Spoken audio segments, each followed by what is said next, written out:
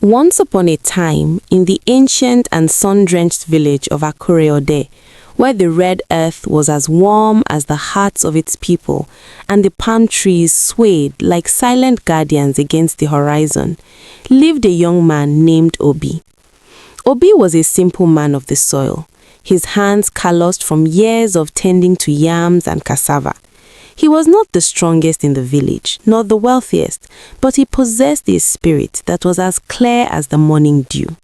He lived in a small, thatch-roofed hut with his elderly mother, Adana, whose health had begun to fade like the embers of a dying fire.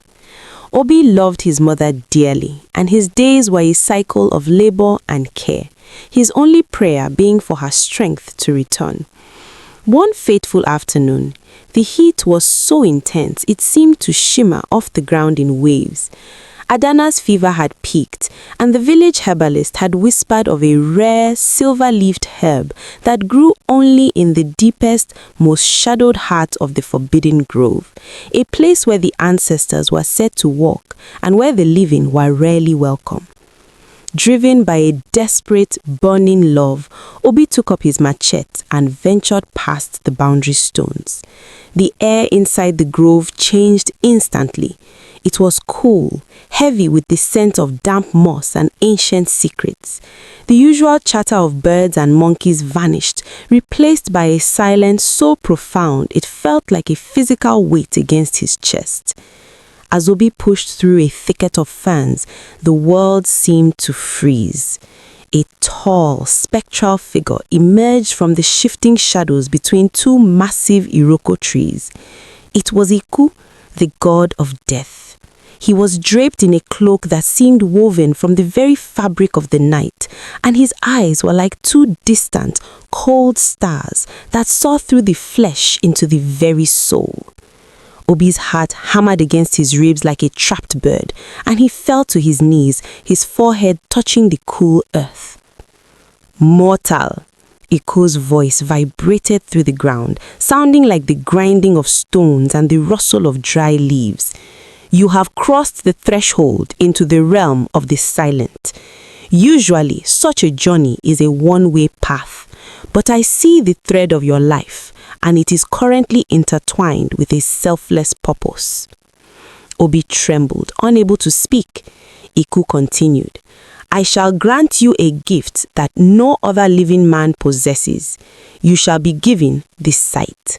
You will look upon a person and see the exact moment their thread will be cut by my blade. You will know the hour of their passing.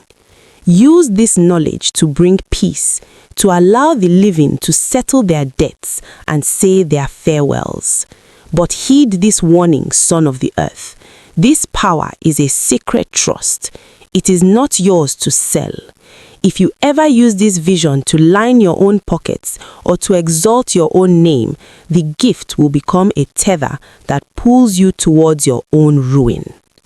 With a sudden gust of wind, the god vanished, leaving behind the silver-leafed herb Obi had sought. Obi gathered the herb and fled the grove, his mind spinning with the weight of the vision. When he returned to the village, he treated his mother and she began to recover. But the sight remained. As he walked through the village square, he looked at the blacksmith, Tunde, and saw a shimmering, translucent clock above his head, ticking down to a date 3 years away. He looked at a nursing mother and saw decades of life ahead of her. But when he looked at old Mama Ngozi, the eldest of the village, he saw the clock was nearly at 0.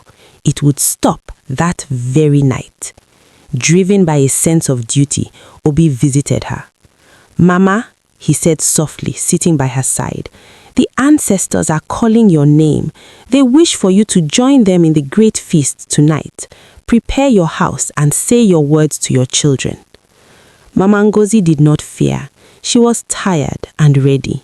She gathered her family, gave them her final blessings, and passed away peacefully in her sleep, just as the first cock crowed. The village was stunned. How could Obi have known? Then came the incident with young Emeka. Obi saw the boy playing near the old cracked well and saw a flash of red, a sign of immediate accidental death. He lunged forward and pulled the boy away, just as the stones gave way, sending the heavy wooden cover crashing into the dark depths below. Obi is a prophet, the villagers cried. He sees what the gods see. From that day on, Obi's life changed. He was no longer just a farmer. He was a bridge between the worlds. People came from neighboring villages, traveling for days just to stand before him. They wanted to know how much time they had left. The king of Akure-Ode, Oba Adeyemi, a man of great wisdom and dignity, summoned Obi to the palace. The palace was a sprawling complex of mud brick walls decorated with bronze plaques, and the Oba sat upon a throne carved from solid ebony. Obi, the Oba said, his voice deep and measured, you have a gift that even the highest priests envied. You have brought a strange order to our land. Men are paying their debts, families are reconciling, and the fear of the unknown is replaced by the preparation for the inevitable. For this, I name you the royal seer. The king gave him fine robes of asoke and a staff of office. At first, Obi remained humble. He stayed in his mother's hut and accepted enough food to eat. But as the constant adoration began to seep into his soul, like water into a dry sponge, it started with small things. A wealthy merchant, desperate to know if he would survive a long journey across the desert, offered Obi a bag of gold coins. Just a token of my appreciation, great seer. I cannot put a price on the peace of mind you provide. Obi hesitated, remembering Iku's warning. But then he looked at his mother's aging face and thought of the comfort she deserved. He took the gold. It is only one time, he told himself. It is a gift, not a fee. But once the door to greed is cracked open, it is hard to close. Soon, Obi began to expect gifts. He moved from his mother's small hut into a grand compound that rivaled the king's. He hired servants to fan him and musicians to sing his praises. He no longer walked the village square. Instead, people had to wait for days in the sun outside his gates, and only those who brought the most lavish gifts, ivory, silk, gold, and fine livestock, were granted audience. His heart, once clear, became clouded with the smoke of his own importance.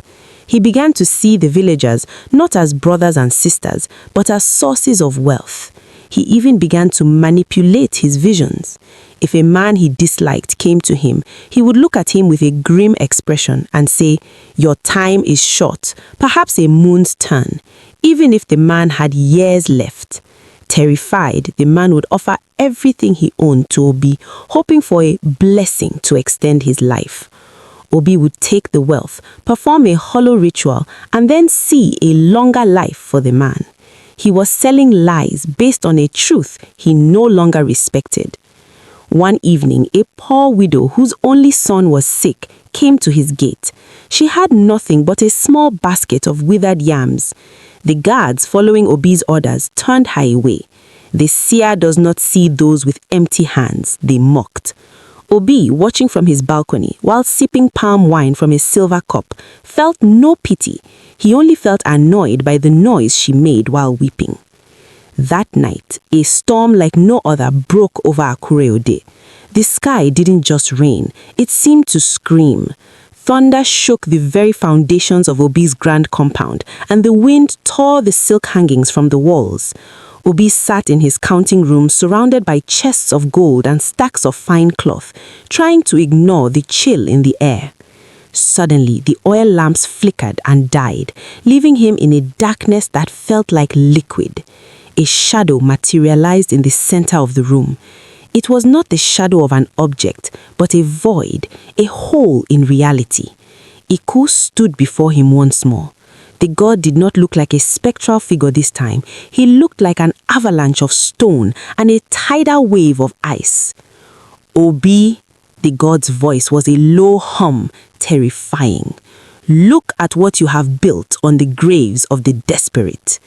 Obi fell to his knees, but this time it wasn't out of respect. It was out of a crushing weight that seemed to be flattening his lungs. My lord Iku, I have used the gift. I have helped many. You have sold the breath of life for the glitter of yellow stone. I gave you a window into the divine, and you used it to build a wall of gold between yourself and your people. You ignored the widow, you lied to the fearful, and you grew fat on the sorrow of those whose threads were fraying. You are warned, mortal, you are warned, that the moment you sought profit, the gift would become your curse. Please, Obi cried, reaching out toward the god.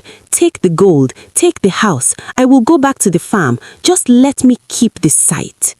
The sight is gone, Iku said, and as he spoke, Obi felt a physical tearing in his mind. The vibrant lines of destiny he used to see above everyone's heads vanished.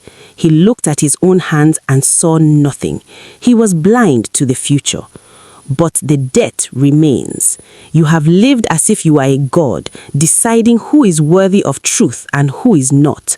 Now you shall live as the most wretched of mortals. Iku leaned closer, his cold breath smelling of ancient earth. You spent your days counting the days of others. Now you shall spend your remaining time counting your own, but with no certainty.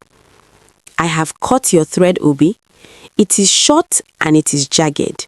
You will not know the day, the hour, or the minute. Every heartbeat could be your last. Every breath could be the final one. You shall live in the very terror you exploited in others. With a final mocking flick of his shadowy wrist, the god disappeared. The storm outside abruptly ceased, leaving a haunting, ringing silence. Obi sat on the floor of his counting room, surrounded by wealth that now felt like lead. He looked at the gold and saw only the faces of the people he had cheated. He looked at his fine robes and felt as if they were made of thorns. He tried to stand, but his legs were weak with fear. Every time his heart skipped a beat, he gasped, wondering if this was the moment.